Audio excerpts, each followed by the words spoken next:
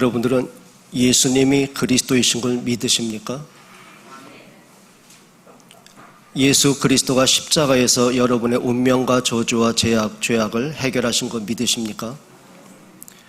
그분이 3일 만에 부활하시고 지금도 우리와 함께 하심이 믿어지십니까? 한 가지만 더 여쭤볼게요. 그리스도 안에 모든 해답과 모든 응답이 있음을 믿으십니까?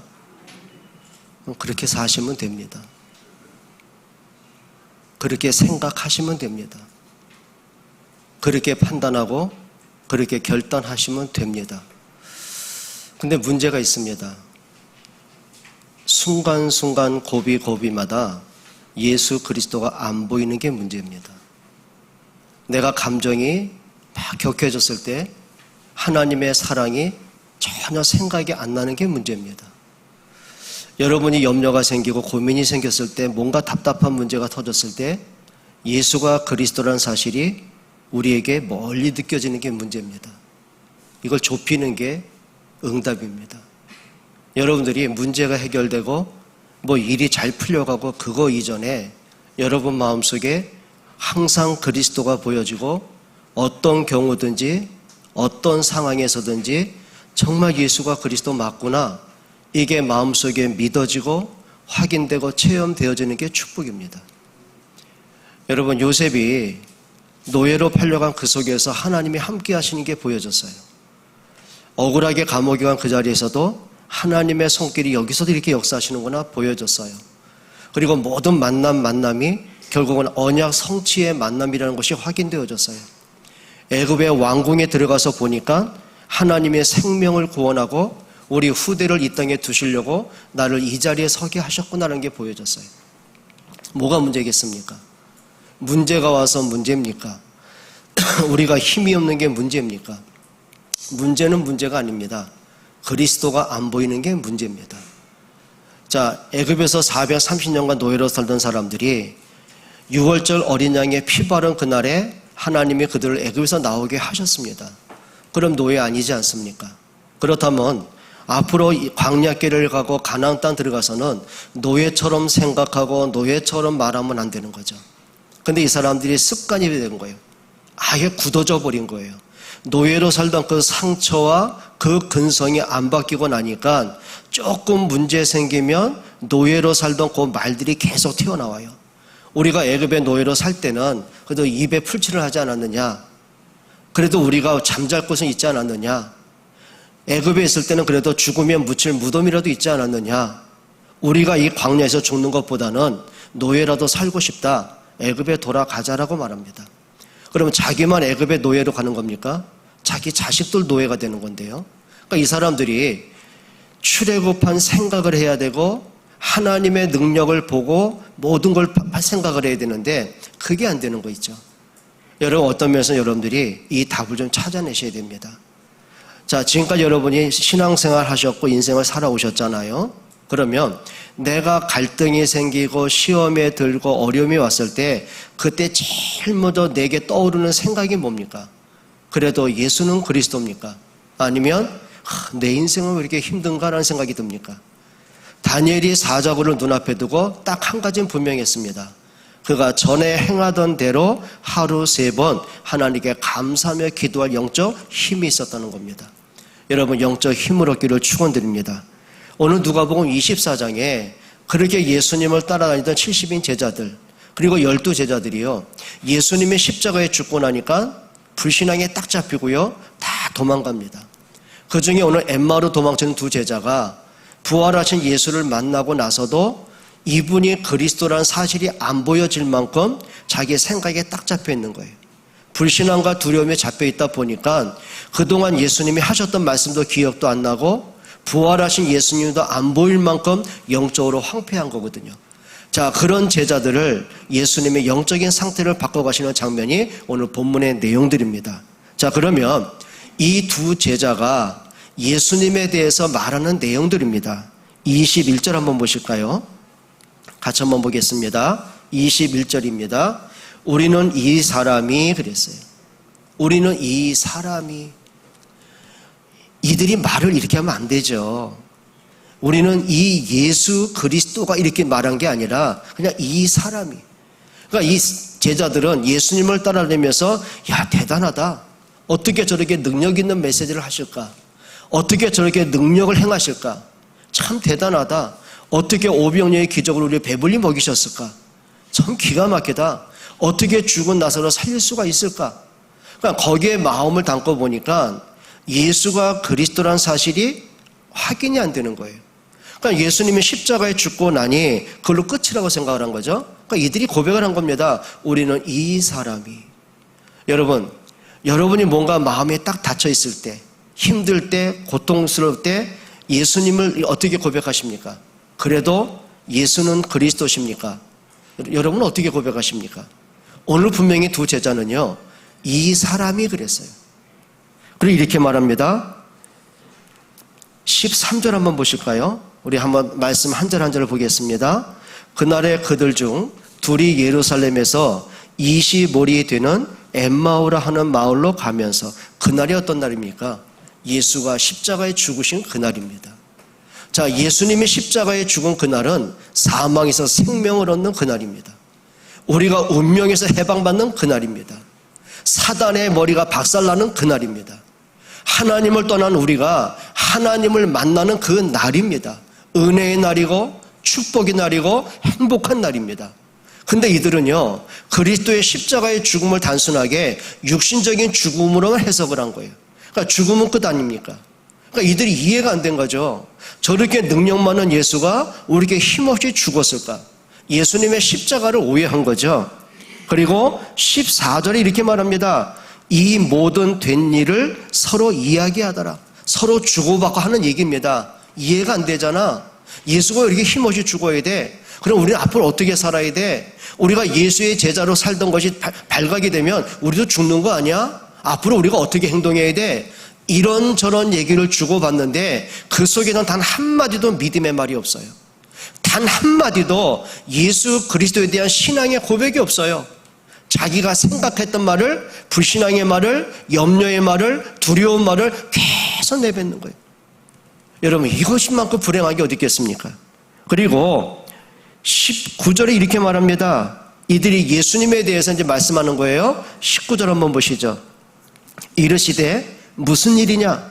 이르되 나사렛 예수의 일이니 그는 하나님과 모든 백성 앞에서 말과 일에 능하신 선지자라고 했어요.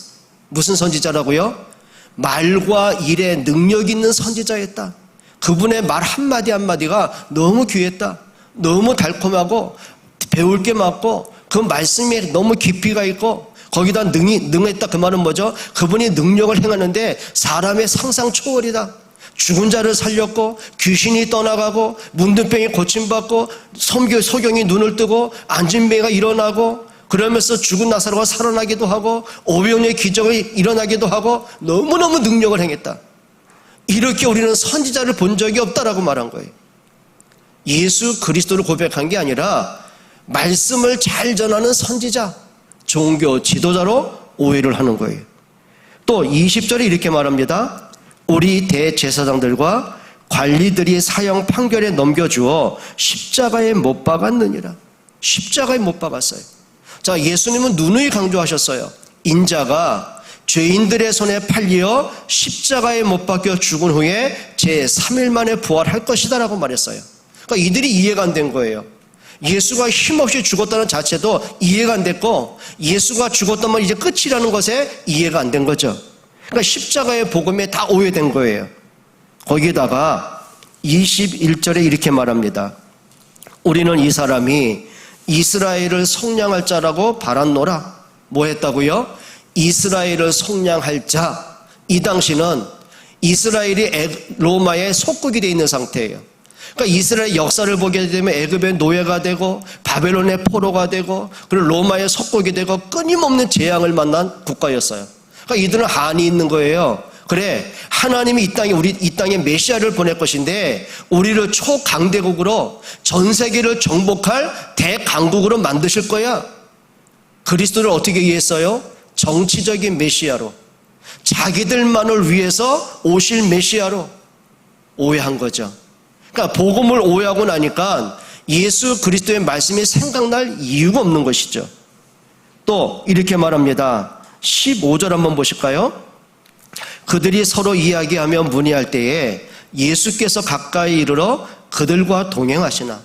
지금 부활하신 예수님이 그들 곁에 오신 거예요. 그리고 말씀을 나누시는 거예요. 그런데 이들의 영적인 상태가 어떤지 아십니까? 16절 한번 보시죠. 그들의 눈이 가리워져서 그인 줄 알아보지 못하더니. 시력이 나쁜 건 아니겠죠. 문제는 뭐죠? 너무 불신앙에 눌리다 보니까, 영적 상태가 너무 깊이 잠들다 보니까 고개 들 힘이 없는 거예요. 그리스도를 바라볼 힘이 없는 거예요. 눈이 가리워졌어요. 그리스도의 부활이 안 보였어요. 예수 그리스도가 안 보였어요. 육신적인 그리스도는 보였어요. 인격이 있고 능력이 있고 말씀을 잘 전하시고, 그 다음에 자기들의 배고픔을 해결해 주셨고 병든 자를 고쳐주셨고 문제 해결했던 예수는 보였는데, 그리스도가 십자가에 죽고 나니 그런 혜택을 받을 길이 없잖아요. 눈이 가리워졌어요. 거기다 이렇게 말합니다. 17절 한번 보실까요? 두 사람이 슬픈 빛을 띠고 그랬어요. 슬픈 빛. 너무 슬펐어요. 그 말은 뭘까요? 우리 어떻게 살아야 돼? 앞으로 우리가 어떻게 개척을 해야 돼? 자기들의 신세한탄을 하고 보니까 너무너무 마음이 슬플 만큼 문제가 오기 시작합니다. 그런데 중요한 게 있습니다. 누가복음 24장 5절로 7절에 보게 되면은 예수님의 무덤을 찾아갔던 여인들이 예수님의 시체를 발견할 수가 없는 거예요. 그리고 천사들이 나타나서 그들에게 얘기를 하죠. 너희가 어찌하여 산 자를 죽은 자들 가운데서 찾느냐? 그분이 말씀한 대로 부활하셨다라고 말한 거예요. 자, 마리아를 포함한 여인들이 부활하신 예수님을 만나고 나서 이제 제자들에게 달려갑니다. 그리고 얘기를 하는 거죠. 우리가 예수님의 부활을 봤다는 거예요. 부활하신 그리스도를 만났다고 하니 이들의 말을 한번 들어보실까요? 이렇게 말합니다. 8절을 11절 한번 보시죠. 11절에 이렇게 말합니다. 사도들은 그들의 말이 허탄한 듯이 들려 믿지 아니하나 그랬어요. 뭐라고요? 너희가 얼마나 예수님을 사모했으면 예수님의 헛것을 받겠냐. 너희가 본 것은 부활하신 그리스도가 아니고 너희가 헛것을 봤어, 이렇게 말하는 거예요. 그러니까 제자들이 여인들을 보면서 오히려 믿질 않아요. 허탄한 듯이 들렸어요. 그럼 베드로 같은 경우는 분명히 고백했잖아요. 주는 그리스도시요 살아계신 하나님의 아들이십니다 고백했잖아요. 제자들이 예수는 그리스도고 다들 고백했잖아요. 그런데 예수님이 십자가에 죽고 나니 그 고백은 온데간데 없는 거예요. 뭐만 보인 거죠? 예수님이 죽었어. 끝났어. 우리는 어떻게 해야 돼? 그것만 보고 나니 예수님의 말씀이 들려지지도 않고 믿어지지도 않고 부활하신 그리스도가 고백되지도 않는 거예요. 여러분에게 한 가지 다시 여쭤볼게요. 예수는 그리스도신 걸 믿으십니까? 정말 믿으십니까? 예수님의 십자가에서 모든 문제 해결한 걸 믿으십니까? 그분이 3일 만에 부활하시고 지금도 성령으로 여러분과 함께 하심을 믿으십니까? 그렇게 사세요. 그렇게 정말 믿으세요. 베드로는 주는 그리스도 고백했어요. 근데 예수님의 십자가에 죽은 것 때문에 나도 죽겠다는 생각이 들어서 예수님을 부인하고 도망갔어요. 그리고 예수님이 누누이 강조하셨던 인자가 죽은 지 3일 만에 부활할 거야, 그 말씀조차 생각이 안 났어요. 그리고 여인들이 예수님의 부활을 목격하고 고백을 하는데 오히려 그 말이 허탄하게 들렸어요. 무슨 얘기일까요? 진짜 믿어야 될 때 안 믿어지더라는 거예요. 오늘 우리의 영적인 상태가 좀 회복되는 은혜 받기를 축원합니다. 어떤 한 청년이 예수는 그리스도입니다. 목사님 이제부터 복음을 위해서 렘넌트를 위해서 그리고 훈련도 열심히 뛰었어요. 받았어요. 근데 어느 날 또 문제가 오니까 옛날에 상처로 그대로 들어가더라고요. 여러분 어려운 거 아닙니다. 한 가지 분명한 됩니다. 예수는 그리스도가 맞습니다. 근데 왜 제자들이 여인들의 고백을 듣고 왜 허탄하게 들릴까요? 왜 그리스도가 고백이 안 될까요? 오늘 왜 엠마로 도망치는 두 제자가 왜 그동안 예수님의 말씀이 기억도 안 나고 왜 부활하신 예수님조차 알아보지 못할 만큼 그들의 눈이 가리워져야 되고 그 얼굴에 슬픈 빛이 가득하고 왜 마음은 눌리고 답답해야 될까요? 이걸 깨트리는 응답받기를 축원드립니다. 그게 응답입니다. 그리고 예수님이 물어보시죠. 너희가 서로 주고받고 하는 이야기가 뭐니? 그랬더니 이들의 말이 뭐라고 하는지 아십니까? 18절 한번 보세요. 그 한 사람이 글로바라 하는 자가 대답하여 이르되 당신이 예루살렘에 체류하면서도 요즘 거기서 된 일을 혼자만 알지 못하냐? 아니 당신도 보니까 예루살렘 쪽에서 왔는데 거기서 난리 벌써 몰랐냐? 나사렛 예수가 십자가 못 박힌 사건 모르느냐? 그 말은 뭐죠? 왜 귀찮게 물어보냐 그 말이에요. 누구한테 하는 말이에요? 그리스도께 하는 말이에요. 이들이 이만큼 문제가 되는 것이죠. 또 22절로 24절에 보게 되면 그들도 고백을 합니다. 우리 중에 어떤 여자들이 예수님의 묻힌 무덤을 가서 부활하신 예수를 만났다고 했는데 그 말입니다. 그 얘기까지 알고 있는 거예요. 예수님이 부활했다는 얘기도 들은 거예요. 근데 이들은 여전히 자기 생각에 잡힌 거예요. 자기 불신앙에 잡혀 있는 거예요. 오늘 저도 그렇고 여러분도 그렇고 이걸 깨트리는 축복의 시간 되시기를 바랍니다. 자, 그런 중에 예수님이 딴 얘기하지 않죠. 성경을 가지고 딴 얘기하지 않습니다. 창세기부터 말라기 구약 성경을 가지고 왜 그리스도가 오셔야만 되는지, 왜 예수님이 십자가에 죽어야만 되는지, 부활하신 예수님이 어떻게 일을 이루어 가시는지 그걸 자세히 설명하십니다. 비로소 그들의 고백이 달라집니다.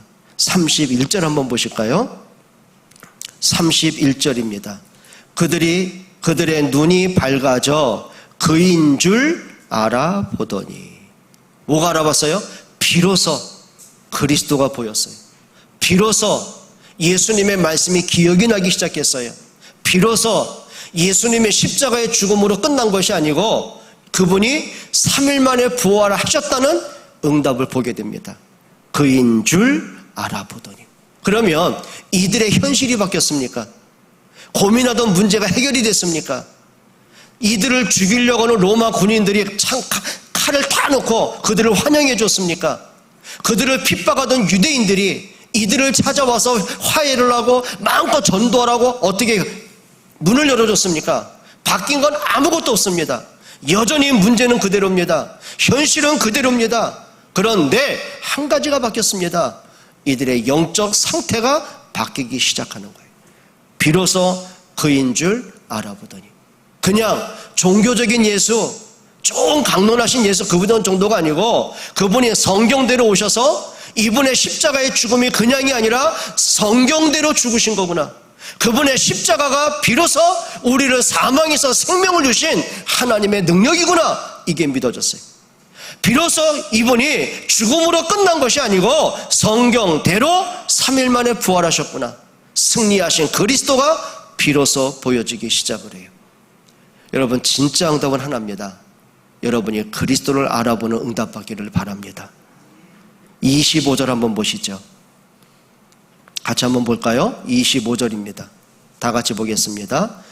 이르시되 미련하고 선지자들이 말한 모든 것을 마음에 더디 믿는 자들이에요.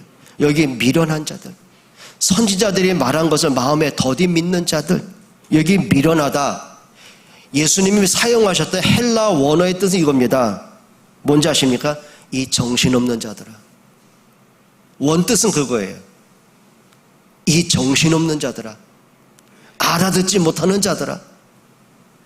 여러분 우리가 가끔 그럴 때가 있더라고요. 정신줄을 놓을 때가 있더라고요.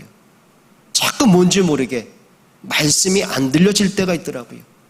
뭔지 모르게 내가 생각에 딱 잡히면 말씀이 전혀 들리지 않을 때가 있더라고요. 그렇죠. 문제 앞에 내가 당황을 하다 보니, 고민하다 보니 기도할 영적 힘이 전혀 없더라고요.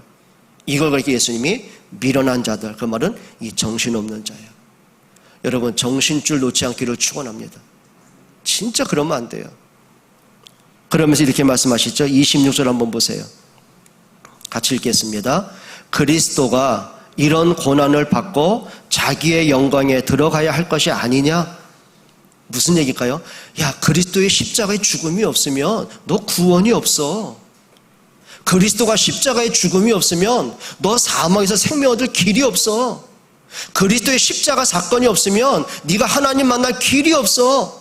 그리스도가 십자가에 죽으신 후에 부활의 영광을 가질 거야. 여러분, 십자가의 복음이 회복되기를 축원합니다. 그리고 27절 한번 보세요. 이에 모세와 모든 선지자의 글로 시작하여 모든 성경에 쓴 바 자기에 관한 것을 자세히 설명하시니라. 모세의 글이 뭐예요? 창세기, 출애굽기, 레위기, 민수기, 신명기죠. 그리고 선지자의 글이 뭡니까? 사무엘상부터 그리고 말라기까지입니다. 그리고 모든 시편에 쓴 바, 그렇죠. 다윗이 썼던 시편, 잠언, 아가, 전도서를 얘기하는 거예요. 구약 성경 전체를 가지고 하나님이 약속하신 그리스도가 누구신지를 예수님이 자세히 설명하는 거예요. 여러분, 성경에서 그리스도가 발견되길 축원합니다. 오늘 메시지 가운데 여러분 그냥 듣고 끝날 게 아니라 그 속에서 하나님의 음성이 들려지기를 축원합니다. 하셔야 돼요. 여러분들이 하루 아침에 눈을 떴을 때요, 정말 예수 그리스도가 여러분에게 확인되는 응답받기를 바랍니다. 문제가 왔습니까? 그 문제 속에서 그리스도가 어떤 일을 하셨는지, 그리스도가 어떻게 승리하셨는지, 그리스도가 어떻게 사단을 꺾으셨는지, 그리스도가 여러분 운명을 어떻게 해결하셨는지, 여러분 문제 속에서 그리스도가 보여지기를 축원합니다. 오늘 그 말입니다. 성경 속에서 단순하게 성경 말씀 역사적인 배경과 기록과 기적을 본 게 아니라 성경 속에서 그리스도가 비로소 깨달아지고 나니 이들의 영적 상태가 바뀌기 시작하는 거예요. 그렇게 불안하고 두렵고 불신앙하고 부활하신 예수조차 안 보일 만큼 영적 황폐가 왔던 이 사람들이 비로소 그리스도를 알고 나니 그들의 생각들이 바뀌기 시작하는 거예요. 영적인 치유부터, 생각의 치유부터, 삶의 내용부터 그대로 바뀌기 시작하는 거예요. 여러분, 그리스도로 모든 것이 회복되기를 축원합니다. 그게 응답입니다. 그리고 이렇게 말하죠. 32절입니다. 비로소 이들이 이제 고백을 해요. 보세요. 그들이 서로 말하되 길에서 우리에게 말씀하시고 우리에게 성경을 풀어주실 때에 우리 속에서 마음이 뜨겁지 아니하더냐고. 비로소요. 우리가 길에서, 어떤 길입니까? 우리가 낙심하던 그 자리 아닙니까? 우리가 낙심하고 지쳐서 터덜터덜 우리가 앞으로 어떻게 살아지 막막한 그런 우리의 지쳐있는 우리 속에 있는데 예수님이 우리를 찾아오셔서 그 길에서 우리에게 성경을 풀어주실 때, 말씀을 들려주실 때 우리 속에 마음이 뜨겁지 아니하더냐. 그러면 이들이요, 그동안 예수님 말씀 안 들었습니까? 마치 여러분이 지금까지 평생을 우리가 살아오면서 말씀 안 들었습니까? 예수는 그리스도라고 안 드셨습니까? 다 들으셨잖아요. 근데 비로소 이들이요, 그리스도가 확인되기 시작하는 거예요. 내가 필요한 예수, 내 문제 해결해 줄 예수, 종교적인 예수가 아니고 정말 이분이 하나님이 사람으로 오신 그 예수 그리스도, 그냥 십자가의 죽음으로 끝난 예수가 아니라 내가 죽어야 될 그 십자가에, 내가 영원히 고통받을 그 저주에 그리스도가 대신 죽음으로 모든 문제 끝내신, 모든 문제 해결하신 그 예수가 보여지기 시작하는 거예요. 그러고 보니 어떻게 해요? 우리가 마음이 뜨겁지 않다냐, 마음이 설렜다, 그 정도가 아니에요. 마음속에 비로소 확신이 오기 시작하는 거예요. 그리스도가 믿어지고 그리스도가 고백이 되어지고 그리스도가 높여지고, 여러분 이런 뜨거운 응답받기를 축원해요. 정말 하셔야 됩니다. 여러분 말씀 속에서 그리스도가 확인되는 시간들 되시기를 바랍니다. 이때 예수님이 그들에게 한 가지 행동을 하십니다. 그게 30절입니다. 같이 한번 보실까요? 그들과 함께 음식 잡수실 때에 떡을 가지사 축사하시고 그들에게 주시니, 31절 보세요. 그들의 눈이 밝아져 뭘 주셨대요? 떡을 주셨어요. 어떤 떡일까요? 배고프니까 먹어. 육신떡일까요? 이 떡은 예수님의 생명을 얘기하는 거예요. 예수님이 최후의 만찬에서 십자가에 못 박혀 죽기 전에 제자들과 최후의 만찬 하시죠. 그때 떡을 떼어 주시면 하실 말씀입니다. 받아 먹어라. 이는 내가 너희를 위해 찢긴 나의 살이다. 포도주를 주시면 이렇게 말씀하십니다. 받아 마셔라. 내가 너희를 위하여 흘리는 피다라고 말씀하셨어요. 그럼 그 떡 자체가 예수님의 살입니까? 포도주가 예수님의 피입니까? 그게 아닌 거예요. 기억을 해라. 기념을 해라. 생각해라. 그냥 떡을 먹지 말고, 육신에 배고프면 떡을 먹으면 해결돼요. 근데 영혼은 뭘로 해결하겠어요? 예수님이 우리에게 생명의 양식이다, 그 말이거든요. 비로소 이들이 예수님의 성찬식에 참여하고 나니 그들의 눈이 밝아지고 그인 줄 알아보기 시작합니다. 오늘 저와 여러분들에게 좀 영적 눈이 열리시기를 축원해요. 아멘들이 안 되십니까? 영적 눈이 열리기를 축원합니다. 그리고 세 번째, 이들의 행동이 나옵니다. 33절 한번 보시죠. 같이 읽겠습니다. 곧 그때로 일어나. 그때로 일어나. 그 말은 뭐죠? 불신앙에서 그리스도로 새 힘을 얻었어요. 일어났어요. 지금 낙심과 절망과 자기 생각이 잡힌 이 영적 상태가 그리스도로 생각이 바뀌고 그들의 영적인 상태가 바뀌고 어두운 눈이 열려지고 안 보였던 그리스도가 보여지고 오해됐던 십자가가 비로소 믿어지고 부활 그 가신 그리스도가 비로소 믿어지고 일어나, 그 말이. 일어나시기를 바라요. 자꾸 주저앉으면 안 돼요. 자꾸 생각에 주저앉고 불신앙에 주저앉고 문제에 또 주저앉고 사단에게 또 짓밟히고. 아니요, 일어나야 돼요. 성경에는 일어나라는 표현이 너무너무 많아요. 일어나라, 일어나. 엘리야가 로댓나무 아래서 지쳐가지고 이렇게 말합니다. 이제 넉넉하오니 나를 죽여달라고요. 극단적인 기도할 만큼 너무 낙심된 상태예요. 그때 하나님 이렇게 일어나라, 일어나라, 일어나라. 여러분 어디에 주저앉아 있습니까?